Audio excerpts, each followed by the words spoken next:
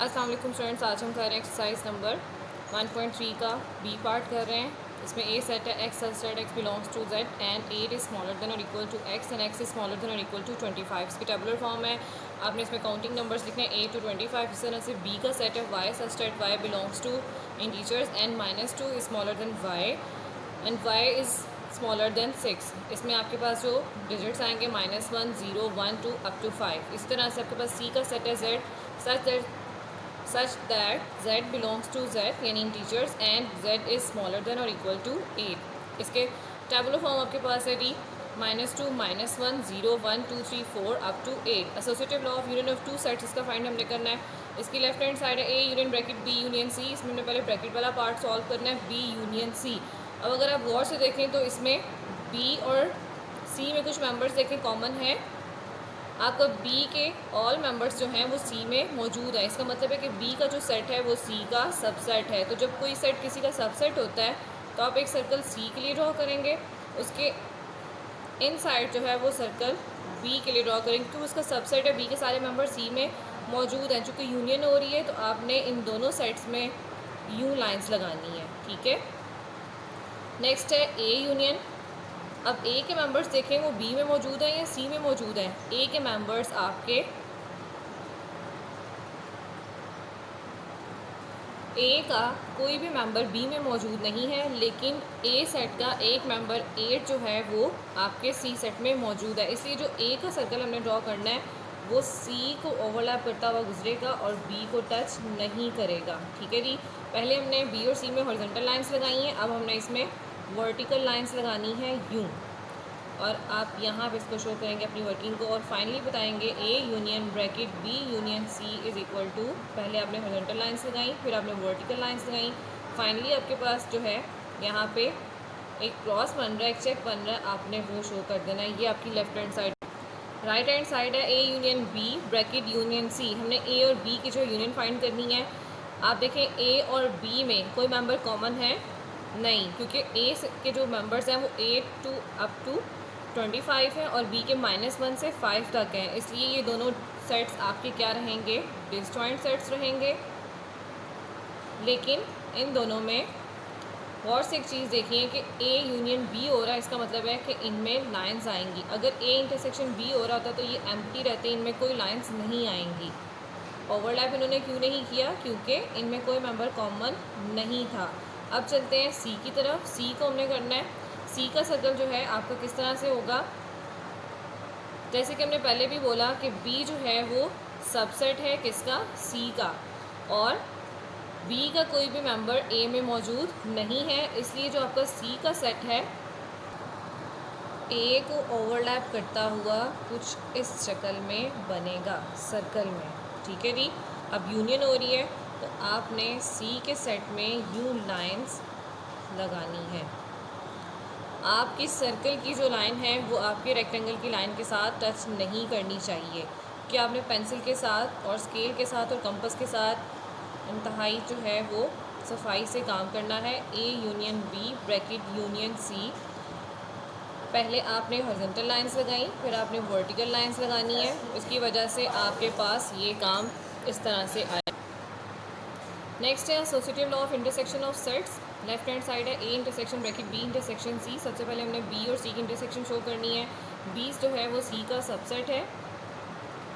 सी के लिए एक सर्कल आप बनाएंगे और फिर इन साइड द सर्कल एक और सर्कल आएगा सेट बी के लिए। चूँकि इंटरसेक्शन हो रही है तो इंटरसेक्शन की सूरत में सिर्फ आपकी बी वाले सर्कल में लाइंस आएंगी और अब इसको यूँ शो करेंगे B intersection C is equal to you.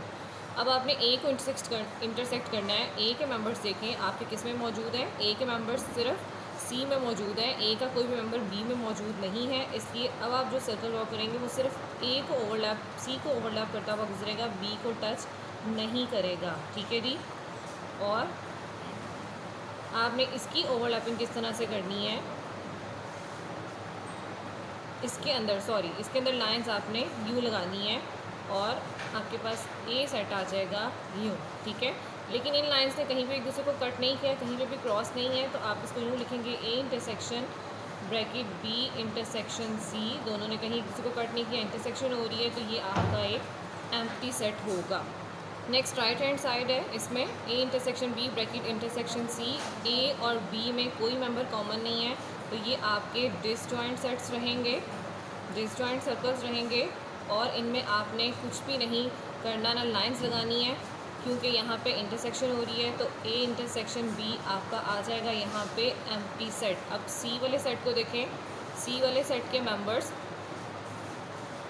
B में भी है, बी उसका सबसेट है, और सी का एक मेंबर सिर्फ ए में मौजूद है 8। इस वजह से आपका जो सी वाला सर्कल है वो यूँ बनेगा। और आपने इसके इंटरसेक्शन के लिए, क्योंकि इसके मेंबर्स ए में मौजूद हैं, यू लगाएंगे। और ये आपका सेट है सी, ठीक है। सी के लिए आपने यू वर्टिकल लाइंस लगाई हैं। फाइनली आपका आंसर आएगा A intersection B intersection C, ये है आपका एम्प्टी सेट। नेक्स्ट लॉ है distributive law of union over intersection A union bracket B intersection C. इसमें हमने बी और सी की इंटरसेक्शन करनी है। बी जो है वो सी का सबसेट है, सी का एक सर्कल ड्रॉ करें, देन इसके बाद बी का सर्कल ड्रॉ करें, इंटरसेक्शन हो रही है। अब आपके पास ए के साथ आपने यूनियन करना है। जब ए यूनियन करेंगे तो ए के मेंबर्स सी में मौजूद हैं, बी में नहीं है, लिहाजा ये आपका यू बनेगा। और आपका सेट ए का सर्कल ड्रॉ करने के बाद यू लाइंस आएंगी, क्योंकि ये शो करेंगी कि यहाँ पे यूनियन हो रही है, ठीक है जी। A union bracket B intersection C है। फाइनली इसको शो करें, A union B intersection C is equal to, कहीं पे भी इनका क्रॉस नहीं हुआ है, हॉरिजॉन्टल लाइंस और फिर वर्टिकल लाइंस। नेक्स्ट है A union B intersection A union C. A union B आपने करना है। दोनों में कोई भी सेट्स में मेंबर कॉमन नहीं था, तो ये दोनों जो हैं वो आपके डिसजॉइंट सेट्स रहेंगे।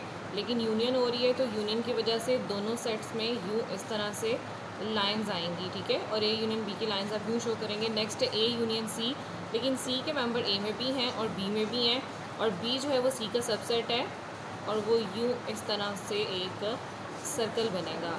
अब ए यूनियन सी शो करने के लिए आप जो हैं वो पूरे सेट्स में इस तरह से वर्टिकल लाइंस लगाएंगे, जो ये शो कर रही हैं कि ए यूनियन सी हो रहा है, ठीक है। अब फाइनली इनके एक चेक बन रहा है आपका इस जगह पे, यहाँ पे, तो आप इसको यूँ शो करेंगे। ये आपका थर्ड लॉ कंप्लीट हो।